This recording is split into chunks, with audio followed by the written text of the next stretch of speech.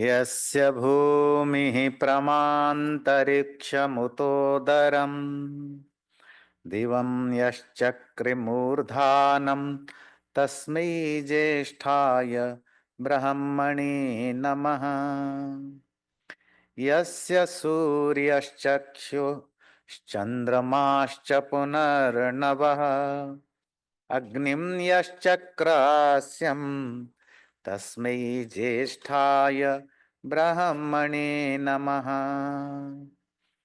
यस्य वातः प्राणापानौ चक्षुरङ्गिरसो भवन् दिशो यश्चक्रे प्रज्ञानि तस्मै ज्येष्ठाय ब्रह्मणे नमः।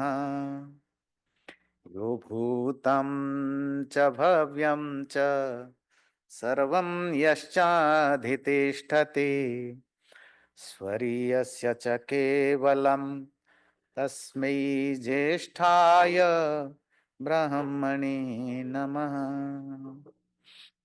आप सबको नमस्ते। 6 अप्रैल लास्ट संडे को राम नवमी थी, भगवान राम की जयंती, जन्मदिन। तो उस दिन तो हम ज़्यादा बात नहीं कर पाए थे। तो आज उस राम नवमी के कॉन्टेक्स्ट में हर बार तो मैं राम के ऊपर प्रवचन देता हूँ, पर आज जो रामायण की स्टोरी है, वाल्मीकि रामायण की, उसमें से जो क्या हम सीख सकते हैं, ऐसे कुछ सिलेक्टेड लेसन्स आपके सामने रखने के चाहता हूं। रामायण एक एक हिस्ट्री है, इतिहास है और एक टाइमलेस सोर्स ऑफ लेसन है। 1000 साल, 10,000 साल पहले भी, 10,000 साल बाद भी, अगर आपको एक आइडियल लाइफ जीना है तो आप श्री राम की लाइफ से सीख सकते हैं। पर Valmiki Ramayan is not about only Ram. उसमें बहुत सारे अलग अलग कैरेक्टर हैं, अलग अलग इंसिडेंट हैं। वो हमारे लाइफ में भी कोई भी स्टोरी जैसे बहुत सारी चीजें सिखाती है, गुड एंड बैड बोथ। इसी तरह रामायण भी एक बहुत बड़ा सोर्स ऑफ लेसन्स है, बच्चों के लिए भी, यंग जनरेशन के लिए भी, ओल्ड एज के लिए भी, किसी भी एज के लिए, और दुनिया की किसी भी जियोग्राफिकल बैकग्राउंड में रहने वाले व्यक्ति के लिए भी, किसी भी रिलीजन को फॉलो करने वाले व्यक्ति के लिए भी, एथिस्ट हो या थेइस्ट हो, किसी के लिए भी डे टू डे लाइफ की जो कुछ लेसन्स हैं, जो यूनिवर्सल है, वो हम वाल्मीकि रामायण से सीख सकते हैं। और जिसके बेस पर हम एक ऐसी लाइफ जी सकते हैं जो फुल ऑफ वर्च्यू हो, इंटीग्रिटी हो, कंपैशन हो, ट्रूथ हो और सैक्रिफाइस पार्ट ऑफ लाइफ है।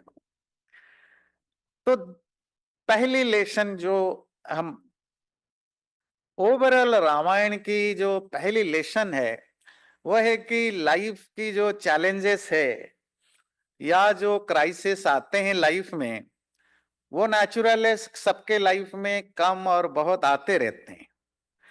पर जो उस लाइफ चैलेंज में या एडवर्सिटी के समय कंपोज्ड रहता है, तो वो at the end of the day उस क्राइसिस को भी जीत सकता है। राम और हमारे और आपके तरह आम व्यक्ति नहीं थे, वो प्रिंस थे। और उस समय की जितनी भी रॉयल स्टेट्स थे, उनमें सबसे जो ग्रेटेस्ट रॉयल फैमिली है अयोध्या की फैमिली, और उस फैमिली के सबसे बड़ा बेटा, और जो कल सुबह राजा बनने वाले थे, और अचानक रात को सुबह ही पता लगता है, मतलब अभी 2 घंटे के बाद जिनका राजा बनना था, 2 घंटे 3 घंटे पहले पता लगता है अब तो राजा तो आप बनोगे ही नहीं, आपको अभी लंबे 14 साल के लिए आपको जंगल में रहना है। अरे एक नॉर्मल ह्यूमन बीइंग की जो भी रिक्वायरमेंट है आप फुलफिल नहीं कर सकते हो, अर्थात आप वो कपड़े नहीं पहन सकते हो जो एक सिविलाइज्ड लोग पहनते हैं, आप वो खाना नहीं खा सकते हो जो जो कुक्ड फूड होता है, पका हुआ खाना। अब ऐसे घर में नहीं रह सकते हो जो एक नॉर्मल ह्यूमन बीइंग रहता है। सो इन कंडीशनों के साथ उनको जंगल जाना पड़ता है। जब हम स्टोरी सुनते हैं तो वैसे ही लगता है, मूवीज देखते हैं, स्टोरी सुनते हैं, पर आप इसको इमेजिन करिए हमारे साथ। हमारी जब बहुत सारे लोग हैं जिनकी अचानक जॉब चली जाती है, या जॉब नहीं मिलता, जॉब मिलते मिलते रह जाता है, कितनी आप स्ट्रेस में गुजरते हैं, एंजाइटी से गुजरते हैं, कितनी प्रॉब्लम होता है। और जब आपको नहीं मिला, आपको जो ड्यू जॉब था, ड्यू था, वो नहीं मिला, और पता चला कि वो तो जॉब तो नहीं मिला, आप ऑलरेडी एंजाइटी में गुजर रहे हो, और 1-2 साल के बाद आपकी बीवी को भी कोई उठा के भाग गया। अब आप सोचिए, किसी की बीवी को कोई उठा ले आप में से, मतलब मेरी भी, कैसी हालत में आप जिएंगे? ये कोई नॉर्मल सिचुएशन नहीं है ना।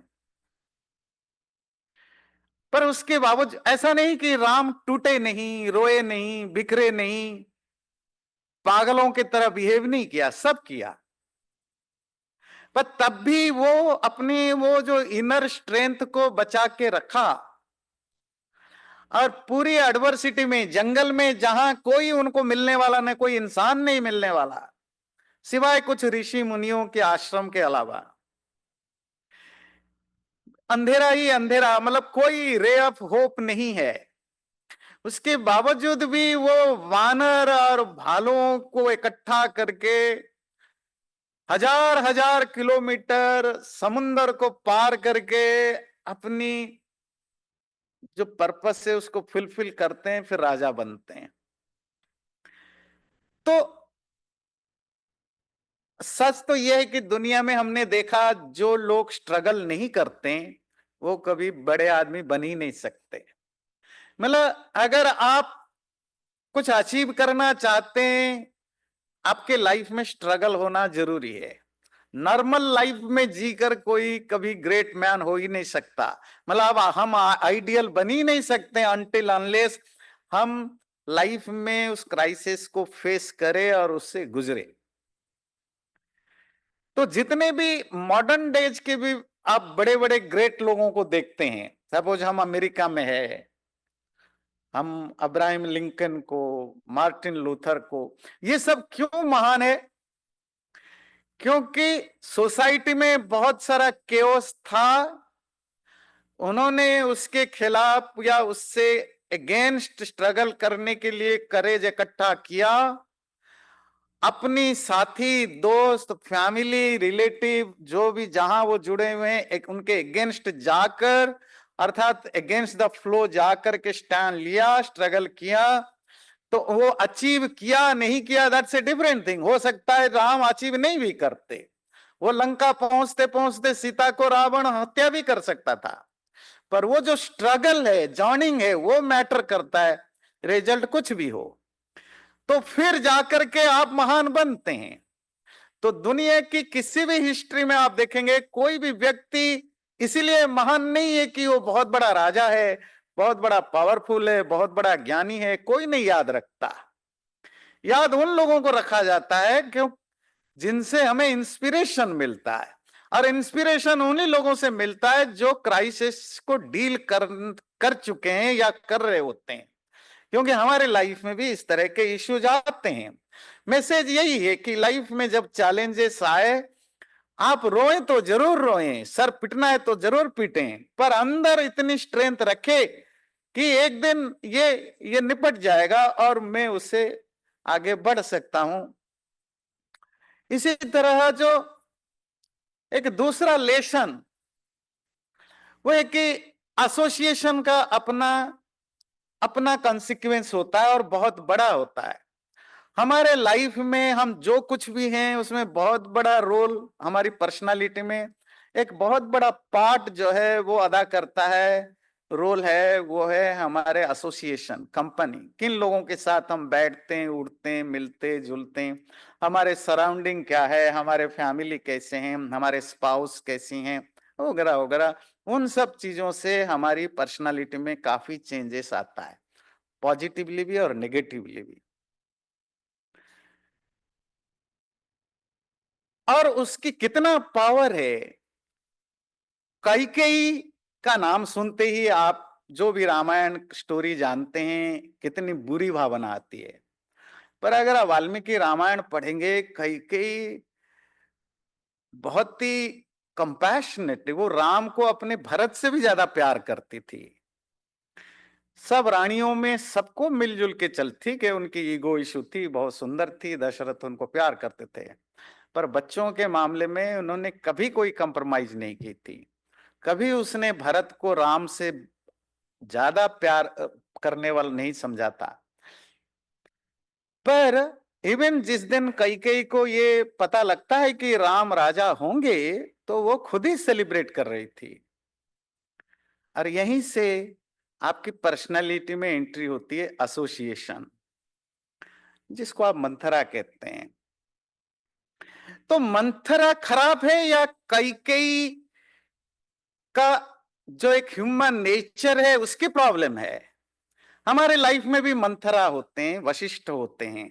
वशिष्ठ मतलब ऋषि, जो जो सही और गलत को आपके सामने रखते हैं। मंथरा मतलब जो आपकी, आप क्या सुनना चाहते हो वो बोलने वाला।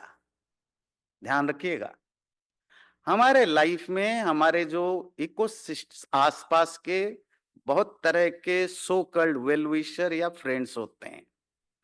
एक टाइप के प्राणी जो मंथरा कैटेगरी के, मंथरा को बुरा मत समझिएगा, अगर बुरा समझने लगेंगे हमारे आसपास बहुत सारे मंथरा निकल जाएंगे। मंथरा झगड़ालू भी नहीं है, मंथरा की बस एक ही काम था, to make Kaikeyi happy. Kaikeyi जिससे खुश हो वो चीजें बोलो। और हम सब कहीं ना कहीं इस तरह के लोगों को पालते हैं, just to satisfy our inner ego. हमें पता है ये झूठ बोल रहा है, उसके बावजूद भी जब आप, कोई व्यक्ति आप क्या सुनना चाहते हो ये बोले, उससे डरना चाहिए। उल्टा हम उसको दोस्त बना देते हैं। जो व्यक्ति आपको आपके हिसाब से बात करता है कि आप क्यों, आजकल हिंदू धर्म में 90% साधु सन्यासी बाबा लोग फेल्ड हैं, जो उनका जॉब है वो नहीं कर रहे हैं, क्योंकि वो पब्लिक में वो बोलते हैं जो पब्लिक सुनना चाहती है, वो नहीं बोल रहे हैं जो उनको बोलना चाहिए। शास्त्र में क्या लिखा है, हिंदू धर्म क्या है, ये नहीं कोई बोल रहा है। वो बोल रहे हैं कि सुनने वाला क्या पसंद करता है, किससे तालियां पिटती है, किससे वाहवाही करता है। और हमारी इंडिविजुअल लाइफ में भी यही है। मंथरा का पर्पस था कि कैकेयी को खुश करें। जरूरी नहीं जो लोग हमारी हमें खुश करने के लिए बोलते हैं हमेशा उनका कुछ फायदा होता है। कभी कभी वो उनका नेचर है, कभी कभी कुछ सटल फायदाएं भी उनको मिल सकती है। और यही डिसर्नमेंट, ये जो पावर ऑफ डिसर्नमेंट यहां काम करता है कि एक्चुअली मैं किसकी सुनूं। ऋषि वशिष्ठ की सुनो, जो खरी खरी बोलते हैं, अच्छा को अच्छा बुरा का बुरा, या मंथरा के सुनो जो वो बोलती है जो मुझे अच्छा लगे। कैकेयी उसी उसी साइकोलॉजिकल ट्रैप में फंसी, जो शुरू शुरू में तो उसने भी मना किया, नहीं नहीं ये गलत है, पर क्या है कि खुद की तारीफ सुनना, खुद के बच्चों की तारीफ सुनना, खुद के खुद के आगे के कोई आपको उजुल फुजुल आइडिया दे, आपका फ्यूचर कितना बढ़िया है, इस तरह की चीजें सुनना ज्यादातर लोग जो थोड़े कम विजडम रखते हैं उनको अच्छा लगता है। और इसी के कारण कैकेयी जैसे ग्रेट लेडी इतने बुरी बनी कि उसका बच्चा भी उसको जिंदगी भर नफरत करता रहा। तो इसीलिए एक बैड एसोसिएशन का क्या इंपैक्ट हो सकता है, वो लेसन हमें सीखना चाहिए। जब मैं बैड एसोसिएशन कहता हूं, उसको उसको फाइंड आउट करना मुश्किल है। क्यों? मतलब बैड एसोसिएशन, वो तो आपको पता, जो दुश्मन है वो दुश्मन है, आपको पता लग गया, ये मेरा नुकसान चाहता है, ये मेरा भला नहीं चाहता है। पर प्रॉब्लम है कि आप उसके साथ एसोसिएटेड होते भी नहीं हो। बैड एसोसिएशन को चुनना एक डिफिकल्ट टास्क है, उसके लिए हमें काफी वाइज स्मार्ट होने की जरूरत है। और वो क्या है? जो आपके आसपास रहे और आपकी मनपसंद बातें आपको करे, उससे बचने की जरूरत है। ये सटलिटी को समझिएगा, उससे बचने की जरूरत है। और खास करके अगर आप क्राइसिस में हो और उस समय आप ऐसे व्यक्ति को सुनते हो जो आपकी मनपसंद बात करे, वो तो आप डेफिनेटली आप डेंजर में हो, दूसरों के लिए भी डेंजर। इसका एक अपोजिट साइड है। इसकी अपोजिट साइड है कि आप जो वेल विशर है उनका ना सुनो, क्योंकि वो आपको अच्छा नहीं लग रहा है। अच्छा नहीं लग रहा है मतलब आपकी जो एरोगेंस है या सटल ईगो है, वो उससे चुभ रहा है उसको। इसीलिए आप वेल विशर को ही दुश्मन समझ बैठो, और उसका प्रमाण हम दूसरी तरफ देखते हैं। बैड एसोसिएशन का इंपैक्ट कई में देखा, और दूसरे तरफ जो अच्छे लोग हैं जिनके एसोसिएशन था, उनको अपने, क्योंकि मुझे वो अच्छा नहीं लग रहा है, ऐसे लोगों को मैं हटाता गया। रावण की स्टोरी है। रावण का लगा विभीषण, विभीषण ने खूब समझाया, ये गलत कर रहे हो, दूसरे की पत्नी को उठाना वगैरह वगैरह वगैरह। हमें भी कोई अपना आदमी बोले ये गलत है, तो हमें भी बुरा लग जाता है। फिर हम क्या जज करते हैं, इसकी कोई अपनी इंटरेस्ट होगा, ये मेरे सुख से जलता है इसीलिए मुझे ऐसे बोलता है। कोई किससे क्या जलेगा।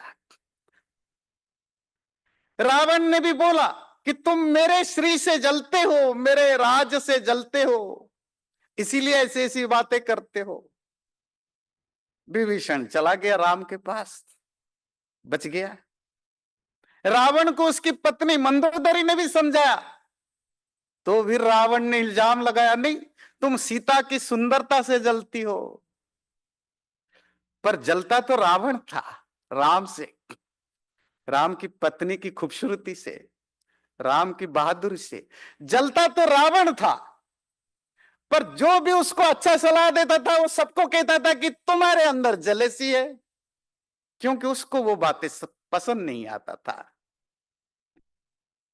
तो गुड काउंसिल को जेलेस समझना और बैड काउंसिलिंग को वेल विशर समझना, ये अगर इसका रिजल्ट क्या होता है समझना है, तो रामायण में मंथरा और विभीषण की दो कैरेक्टर को देखिए। तो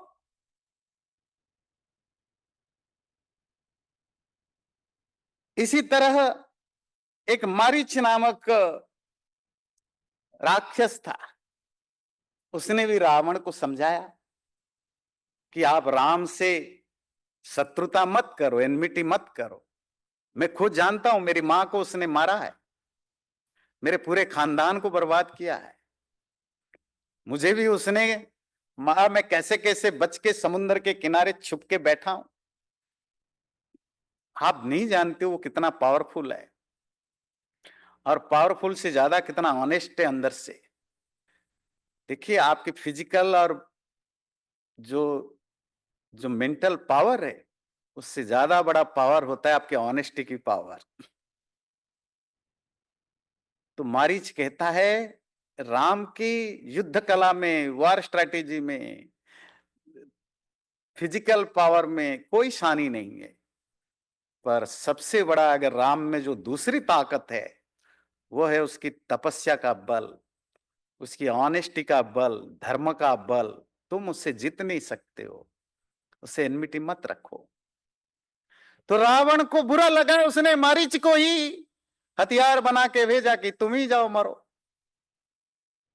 तो ये थर्ड लेसन है कि जो तुम्हारे वेल विशर है, हो सकता है तुम जब गलत रास्ते पर हो और वो तुम्हें बताए तो तुम्हें बुरा लगे, पर अगर बुरा लगे तो it's time for your fall down, तुम्हारे गिरने का ये लक्षण है। रामायण में हम कमिटमेंट की क्या सिग्निफिकेंस देखते हैं। जब कैकेयी दशरथ से ये मांगते हैं कि अभी दशरथ राम को बुलाओ और उसको जंगल भेजो, मेरे बेटे के राजा बनाओ, क्योंकि आपने मुझे प्रॉमिस किया था। दशरथ ये सुन के बार बार बेहोश हो रहे हैं, फेंट होते जा रहे हैं और वो कुछ करने की हालत में नहीं है। तो राम को बुलाया जाता है। तो राम जब आते हैं, कई मुंह फुला के बैठती है और राम पूछते हैं, पापा तो कुछ बोल नहीं रहे हैं, आप ही बोल दो, क्या है, क्यों दोनों ऐसे बुरी हालत में हो। तो कई कहते हैं, कैसे बोलूं, तुम्हारे पापा बोल के मुकर गए, तुम उन्हीं का बेटा हो, तुम भी मुकर जाओगे। तो राम ये श्लोक बोलते हैं कि तद्ब्रूहि वचनम देवी, हे देवी मां, आप बोलिए, राज्ञो यत अभिकांक्षितम, राजा ने जो भी आपको प्रॉमिस किया होगा, करिष्ये प्रतिजानी च, मैं प्रॉमिस करता हूं, कमिट करता हूं कि मैं वो करूंगा अगर वो मेरे से रिलेटेड है। क्योंकि रामो द्विर न भाषते, राम कभी एक चीज को दो बार नहीं बोल, दो बार मतलब एक बार हाँ बोला तो दोबारा ना नहीं बोलता। और वो सिर्फ वाणी में उन्होंने नहीं बोला, ये उनके ये उनके लाइफ की हर स्टेज में वो दिखाई दी। कई कई ने तो बोला तुम जंगल जाओगे, नॉर्मल ह्यूमन बींग के कपड़े नहीं पहन सकते हो। तो उन्होंने पेड़ के छाल, बार्क पहना, जानवरों के छाल पहना। खाना नहीं खा सकते हो जो नॉर्मल ह्यूमन बींग, पका हुआ खाना, तो उन्होंने फल मूल वगैरह खाया। घर में नहीं रह सकते, वो झोपड़ी बना के रहे। जंगल में तो वो इतना दूर चले गए, अयोध्या से हजार हजार किलोमीटर तक, कोई देखने वाला भी नहीं था। किष्किंधा में पहुंचते हैं और किष्किंधा में जब सुग्रीव कहता है मुझे अभी बारिश का मौसम है, 2-3 महीने वेट करिए, बारिश खत्म हो जाए, जब ऑटम सीजन आएगा तब हम चारों तरफ अपनी आर्मी भेजेंगे सीता को ढूंढने के लिए, तब तक वेट करिए, हमारे किष्किंधा राजभवन में आकर वेट करिए। राम ने नहीं किया, बोले नहीं, मैं नहीं रह सकता। तो किष्किंधा से दूर एक पहाड़ी, प्रस्रवण नामक एक माउंटेन है, उस पहाड़ में रुके रहे दोनों भाई बारिश में। पर किष्किंधा में रुकते तो मां कैकेयी को पता भी नहीं चलता। दशरथ जी का तो देहांत हो चुका है, कोई अयोध्यावासी को पता नहीं चलता कि वो महल में रहे कि जंगल में रहे। पर कमिटमेंट मीन्स कमिटमेंट, कोई देखे या ना देखे, मेरी जो वर्च्यूज है, वैल्यूज है, वो दिखाने के लिए नहीं होनी चाहिए कि वो तो करूं पब्लिक में, लोगों के सामने, पर मेरी प्राइवेट लाइफ में मैं ना करूं, ये तो घनघोर हिपोक्रेसी हो जाती है। तो कोई ना भी देखे, अगर मैंने कमिट किया है तो मैं करूंगा। ये कमिटमेंट को पालने से होता क्या है, आपकी इंटीग्रिटी बढ़ती है, आपकी फिडेलिटी बढ़ती है, आपकी रिलायबिलिटी बढ़ती है। आप बाकियों के कंपैरिजन 100% खरा सोना है का निकलते हैं कि ये व्यक्ति फुल ऑफ इंटीग्रिटी है। अगर ये ना कहता है तो कहता है, अगर हाँ कहता है तो यू कैन ट्रस्ट हिम और हर। तो अपने कमिटमेंट को किसी भी लिमिट तक जाकर फुलफिल करना, इवन कोई ना भी देखे, कोई ना भी जाने तो भी फुलफिल करना, तो ये अब एक अच्छे इंसान की जो जो फितरत है वो आपको देखने, और ये सिर्फ अच्छा बनने के लिए नहीं, जब पर्सन ऑफ इंटीग्रिटी बनते हैं तो आपके अंदर मेंटल कॉम्प्लेक्सिटीज कम होते हैं। मेंटल कॉम्प्लेक्सिटी समझते हैं? हर चीज में जब आप बहुत ज्यादा झूठ, सच झूठ सच, राजनीति पॉलिटिक दुनिया भर के करते हैं ना, आपके दिमाग में हजारों थॉट्स आते रहते हैं। जब आप स्ट्रेट फॉरवर्ड हो, है तो है नहीं तो नहीं, तो आपका माइंड ज्यादा क्लियर होता आता है। जितनी कॉम्प्लेक्सिटीज लाइफ में कम होगा, लाइफ इतना इजियर होगा। दुनिया क्या समझता है, नहीं समझता है, दूसरी चीज। इसी तरह रामायण में और एक चीज बहुत जरूरी होती है, that is humility and modesty. Ram की, राम राजा है, राजकुमार भी थे, मतलब प्रिंस भी थे, राजा भी थे। इवन सिर्फ राम नहीं, दशरथ की भी हम देखते हैं।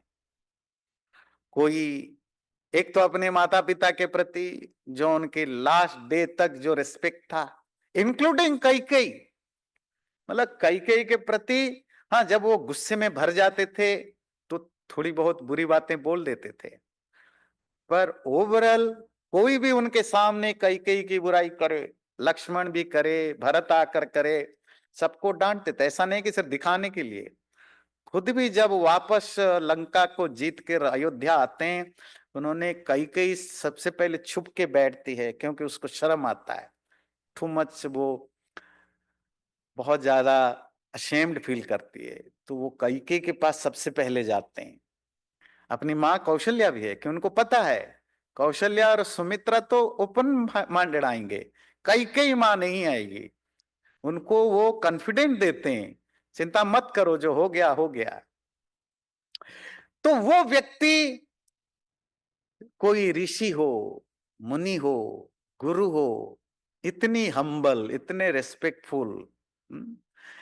इवन जो बोटमैन है, जो नाव चलाने वाला गुह, जो कभी उन्होंने साथ में गुरुकुल में कहीं पढ़ा होगा, जो उनका बड़ा क्लोज फ्रेंड था, निषाद है ना, जो बोटमैन या मछुआरे का सरदार था, उनके साथ भी जो उनकी एक जमीन पर एक साथ बैठ के एक साथ खाना खाते हैं, उनके पापा का फ्रेंड जटायु, उसके साथ जो रेस्पेक्टफुली वो बिहेव करते हैं, सुग्रीव वानर राज के साथ जिस तरह वो बिहेव करते हैं, और आप देखेंगे आगे तो डिस्कशन में आप जानेंगे, जब वो वानर आर्मी की इकट्ठा होती है और वो आगे की प्लान करनी होती है, कैसे लंका पर चढ़ाव किया जाए, लड़ाई किया जाए, कैसे समुद्र पार किया जाए, इवन जो लड़ाई भी होती है, वो डिसीजन खुद नहीं लेते हैं, वो सबसे पहले पूछते हैं अपनी अपनी राय दीजिए।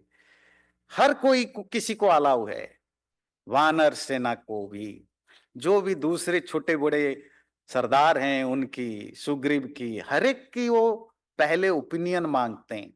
आपकी क्या इसमें राय है, आप बताइए आपकी क्या राय है, जाम्बवान आप बताइए। हर किसी की ओपिनियन को उतने ही रेस्पेक्टफुली सीरियसली सुनते हैं, फिर उसके बेस पर जो जो कंक्लूजन होता है, जो राइट होता है, उसको वो इंप्लीमेंट करते थे। वो खुद भी राजा हैं, पढ़े लिखे हैं, विद्वान हैं, स्कॉलर हैं, एक्सपीरियंस्ड हैं, पर नहीं, दूसरे का ओपिनियन की भी वैल्यू होता है। इवन एक अनपढ़ आदमी की भी लाइफ में कुछ एक्सपीरियंस है, उसकी भी वैल्यू, कभी कभी ओपिनियन, हमारे ओपिनियंस कभी आउट ऑफ बॉक्स होता है जो हम नहीं सोच सकते। ये तब आता है जब हम अपने हमारे अंदर वो मॉडेस्टी या ह्यूमिलिटी हो, टू रेस्पेक्ट एवरीवन, सिर्फ मुंह से नहीं, मतलब प्रैक्टिकली जब होता है।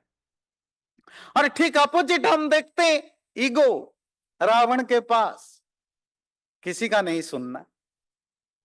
भाई ने समझाया तुम जेलेस हो, पत्नी ने समझाया तुम भी जेलेस हो, मंत्रियों ने समझाया तुम कायर हो, कावर्ड हो। हर किसी को उसने, जिसने भी अच्छी बातें बताई, सबको उसने डांटा, सबको बुराइयां बताई, तुम इसीलिए ये सब बातें बोल रहे हो क्योंकि तुम्हारे में कमी है। क्यों? क्योंकि high estimation of his own power, मैं सब जानता हूं, मेरे में बहुत पावर है, मैं बहुत ज्ञानी हूं, तुम सब मूर्ख हो, तुम्हें कुछ नहीं पता। ये ईगो, सटल ईगो का रिफ्लेक्शन है। और होता क्या है, रावण कोई छोटा मोटा गुंडा या मवाली नहीं है, कोई छोटा मोटा राजा नहीं है। राम से पहले ऐसी कोई लड़ाई नहीं थी रावण ने जिसको नहीं जीता हो।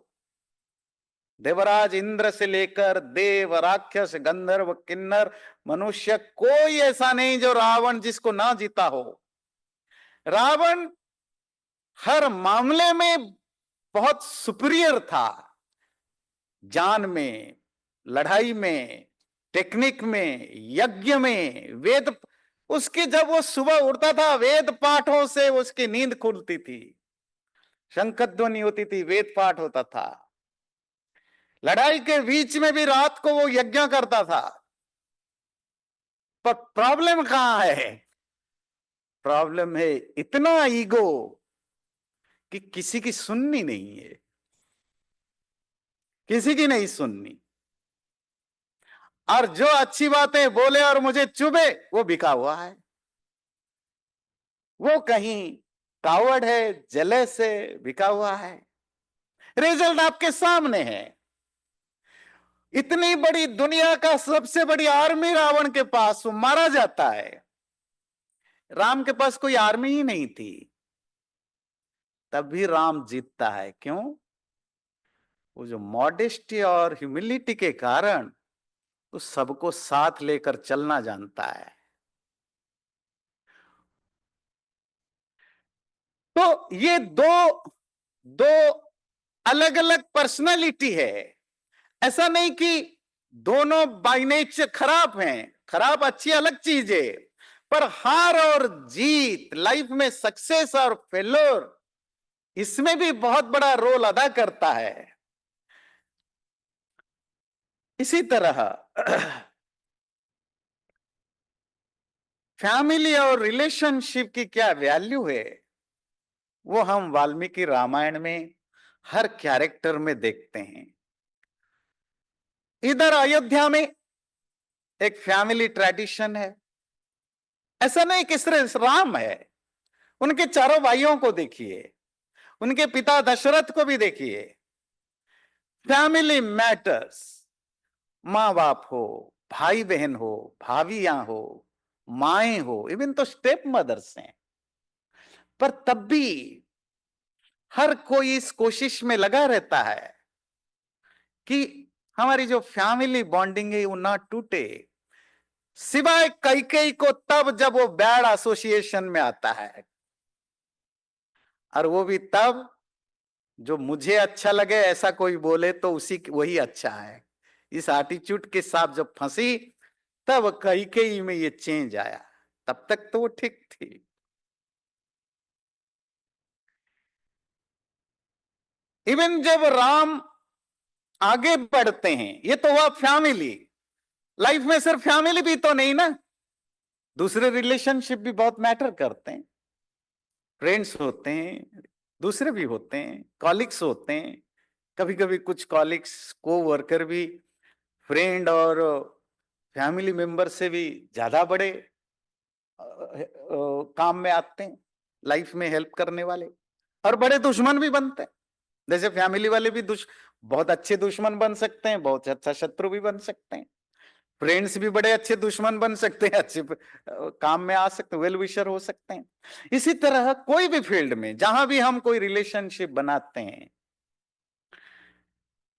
हाँ, राम ने क्या रिलेशनशिप के लिए किया फैमिली में, वो तो हमारे सामने है। अपनी माँ के लिए, अपने बाप के लिए। सीता को क्या जरूरत थी जंगल जाने की? क्यों? क्योंकि मेरा पति जाता है तो मैं भी जाऊंगी। है ना?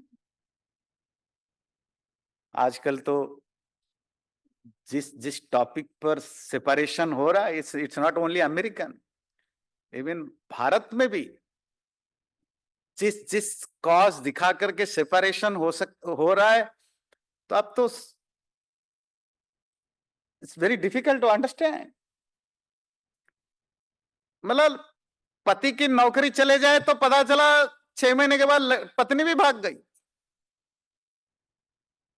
मतलब क्या पता कि 1 साल के बाद अच्छी नौकरी और मिल जाए। और यहां एक पत्नी जो लड़ती है अपने ससुर से, सास से, पति से, इट्स माई राइट, वो ऑब्लिगेशन नहीं कह रही है कि जी मेरा अधिकार है कि मैं जहां चाहूं जाऊं अपनी पति के साथ, मेरे अधिकार को आप छीन, वो अधिकार का हवाला देती है कि जैसे राम जंगल जा सकता है, वो अनधिक का अधिकार है मुझे छोड़ के, तो मेरा भी अधिकार है कि मैं उनके साथ जाऊं। रिलेशनशिप को मेंटेन करना, रिलेशनशिप कोई बिजनेस नहीं है, डीलिंग नहीं है। जो हमारे नए जनरेशन के बच्चों, बहुत, सब तो नहीं, बहुत सारे लोग को सोचते हैं हर चीज को एक डील की तरह।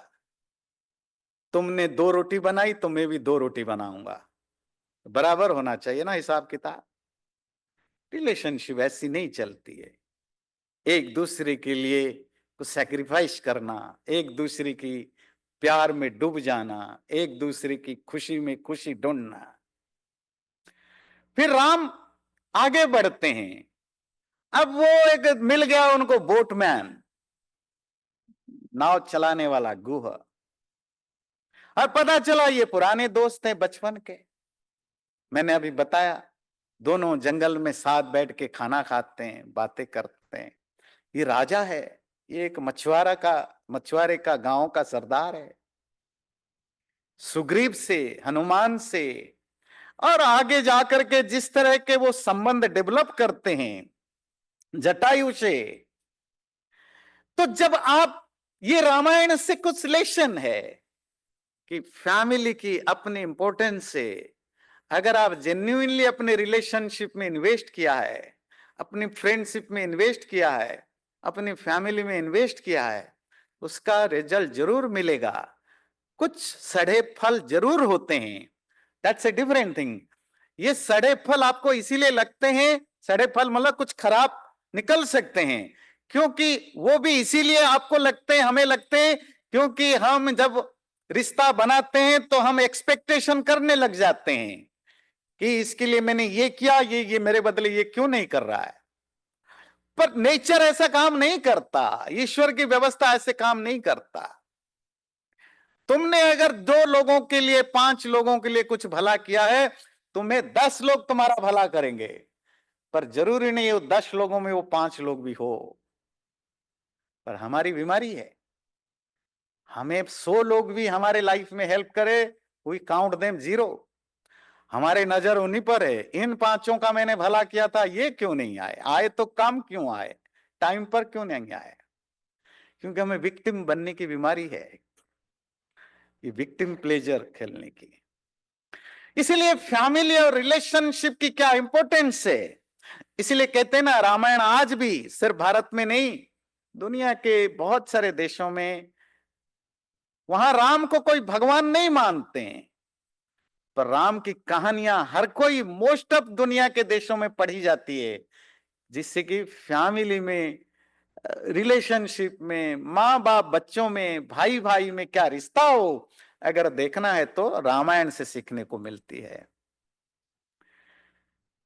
एक बड़ी जरूरी चीजें हैं, जो वाइज लोग हैं, ज्ञानी लोग हैं, उनका ना सुनना, उनकी बातों को सुनना, उनके एडवाइस को सुनना कोई रूल नहीं है, उनको मानना कोई जरूरी नहीं है। उनको बिना माने भी आप लाइफ में सक्सेसफुल हो सकते हैं, लाइफ में बहुत कुछ अचीव कर सकते हैं। पर ज्ञानी लोगों के, समझदार लोगों के एडवाइस को इग्नोर करना कभी कभी लाइफ में वर्स्ट भी हो सकता है। आप सुने ना सुने ये आपकी मर्जी है, पर जो अपने सब्जेक्ट के मास्टर हैं, उनको उस सब्जेक्ट में इग्नोर करना कभी कभी हमारे लिए वो फार वर्स रिजल्ट देता है। देवी सीता अगर लक्ष्मण की बात सुन लेते तो इतनी बड़ी कांड नहीं होता। उन्होंने भी इसको ईगो इशू बनाया। उनको भी उन्होंने यही ताना मारा कि तुम्हारा कुछ गलत इंटेंशन है, तुम चाहते हो राम मर जाए तो मेरे से शादी करोगी। ध्यान दीजिए ये ह्यूमन साइकोलॉजी को, जिनमें नहीं है वो आर ग्रेट। हम वो सुनना चाहते हैं जो हमें अच्छा लगता है, उसके अलावा कोई कुछ भी बोले हम उसको ब्लेम करने के लिए किसी भी हद तक चले जाते हैं। लक्ष्मण जैसे डेडिकेटेड व्यक्ति को सीता बोलती है कि तुम्हारे नजर में खोट है, तुम्हारे मेरे ऊपर बुरी नजर है, मैं कह रहा हूं जाओ राम को बचाने के लिए, ये हरिण है। लक्ष्मण समझा समझा कर थक गया, मां भाभी ये नकली है, डोंट वरी। नहीं,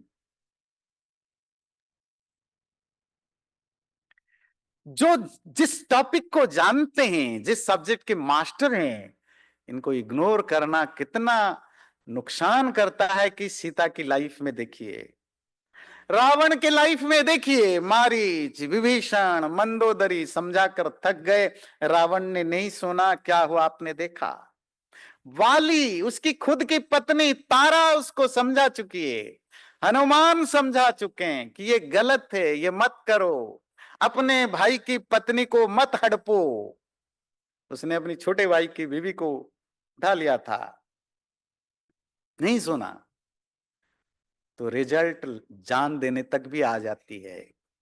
इसीलिए जो ज्ञानी है, विद्वान है, उनकी एडवाइस को इग्नोर करना, कोई कोई कोई ऐसा रूल नहीं है कि आप इग्नोर करेंगे तो आपका कोई बिगड़ जाएगा। पर कभी कभी ये लाइफ में बड़ा वर्स्ट होता है। लाइफ में जब एडवर्सिटी आए, पेशेंस रखना कितना जरूरी है। आप राम की कैरेक्टर से आप देख सकते हैं। आप कल्पना करिए, जंगल गए, ठीक है, जंगलों में रहते हैं, एक तो मुसीबत है, पत्नी को कोई उठा के ले गया। आ, एक एक मेल साइकोलॉजी समझिएगा, स्पेशली ये मेल साइकोलॉजी। पत्नी के पति को कोई उठा के ले जाए ना, इतना ईगो इशू नहीं होता। पर पति की पत्नी को कोई उठा के ले जाए, वो एक बहुत बड़ी मेल ईगो इशू है। ये हमेशा से हिस्ट्री में रहा है, हमेशा से रहा है। राम जैसा वीर की पत्नी को कोई उठा के ले गया, कम ह्यूमिलिएशन नहीं है। राम खुद बोलते हैं युद्धकांड में, जब सीता, जब रावण मर जाता है और सीता को वापस लाते हैं, लाया जाता है, तो राम सीता को मिलने के बाद उनकी कुछ एटीट्यूड चेंज हो जाता है थोड़ी देर के लिए। बोलते हैं देखो, मैंने ये लड़ाई तुम्हें पाने के लिए नहीं लड़ा था, मैं लड़ा था मेरी इमेज को बचाने के लिए, मेरी ह्यूमिलिएशन को का प्रतिशोध लेने के लिए, कि मेरे पत्नी को कोई कैसे उठा लिया। मैं तुम्हारे पाने के लिए इतना लड़ा नहीं था जितना मैं अपने आप को बचाने के लिए लड़ा था। ये मेल साइकोलॉजी है। राम की पत्नी को कोई उठा लेता है, राजकुमार जंगल में भटकते हैं, हर 2-4 महीने में जंगल बदलना पड़ता है, कभी अयोध्या के लोग पहुंच जाते हैं, कभी राक्षसों की भरमार होती है। सीता को ढूंढने में सालों लग जाता है, सीता कहां है पता नहीं चलती है। सालों सालों के बाद जब पता लगती है, फिर समुंदर सामने आ जाता है, रावण की सेना सामने, ये वानर, जंगली वानर, बहुत बड़ी क्राइसिस है। पर जब आप पेशेंस रखते हैं, जब आपकी मेंटल स्ट्रेंथ इतना स्ट्रांग होता है तो आप छोटी सी सेना में भी के साथ भी बड़ी सी बड़ी आर्मी को हरा सकते हैं। मैं बस कंक्लूड करता हूं, टाइम हो गया है। और एक बड़ा इंटरेस्टिंग मैसेज, किसी से कभी ओपन एंडेड प्रॉमिस मत करिएगा। किसी ने कितना भी उपकार किया हो उसी समय चुका दीजिए अगर चुका सकते हैं। अगर बाद में देना है तो बता दीजिए क्या देना है और कब देना है। यह मत कहिए कि तुम्हारी बाकी रही, मैं जब मौका मिलेगा तो मैं चुकाऊंगा। कहीं ऐसा ना चुकाना पड़े दशरथ की तरह कि जान भी जाए, बच्चा भी जाए, पूरी अयोध्या राजधानी ही बर्बाद हो जाए, क्योंकि कई को प्रॉमिस कर दिया था। कई ने, पता है ना उनको, 3 बार उन्होंने, कई बहुत बड़ी वॉरियर थी, खुद लड़ाई के लिए जाती थी, कभी कभी दशरथ की चैरिएटर सारथी बनती थी, इतनी बड़ी वो वीर नारी थी।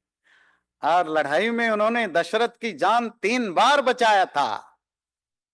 तब दशरथ ने 3 बार कमिट किया था, जान बचाओ जो मांगो दूंगा, जो बाद में मांगोगी। वहीं पर क्लियर कर देते, भाई इतना दे सकता हूं, उससे ज्यादा नहीं। तो इसीलिए ये लेसन है। कभी आप बहुत खुश हो, कभी आप कंपैशन में भर गए हो, ये तो बेटे जो मांगना है मांगो। ऐसी ज्यादा ओवरफ्लोइंग कंपैशन मत दिखाना, फिर खुद ही बर्बाद हो जाओगे। और लास्ट, मतलब 1-2 और है, मैं 1-2 मिनट और लूंगा। धर्म, राइटसनेस, जो वर्च्यूज है, वाल्मीकि वाल्मीकि के रामायण में बहुत सारे कैरेक्टर, इंक्लूडिंग जो राम के शत्रु हैं, मारीच, मंदोदरी, विभीषण, मारीच, मंदोदरी और बहुत सारे जो शत्रु हैं, वो एक चीज जरूर राम के बारे में बोलते हैं कि रामो विग्रहवान धर्मा। उसकी बाकी चीजें तो छोड़ो, उसमें जो सबसे बड़ी कोई क्वालिटी है वो just personification of virtues, values. इसीलिए मर्यादा पुरुषोत्तम कहते हैं ना। मर्यादा मतलब जो लिमिट है, उसको पता है कि क्या क्या एक बिहेवियरल लिमिट क्या होता है, जिसको हम वर्च्यूज या वैल्यूज कहते हैं। वो लड़ाई के मैदान में हो या शत्रु के साथ लड़, किसी भी फील्ड में कभी वो उसको सरपास नहीं करते हैं। पर आप कहेंगे नहीं, बहुत सारे जगह उन्होंने सरपास किया है। इसीलिए ये भी वाल्मीकि रामायण में सीखने की जरूरत है कि जो हमारे शास्त्र एक्सप्लेन करते हैं, धर्म की जो, धर्म कोई एक एक रिजिड सेट ऑफ रूल्स नहीं है जो बाकी रिलीजनों में बताया जाता है या हमारे यहां मॉडर्न हिंदुइज्म में हम फॉलो करते हैं। धर्म को एक पर्टिकुलर प्लेस, टाइम, सिचुएशन के हिसाब से, अपनी बुद्धि और विजडम के हिसाब से प्रॉपरली यूज करना जरूरी है। दैट इज कॉल्ड स्वधर्म। धर्म हमेशा कॉन्टेक्चुअल होता है।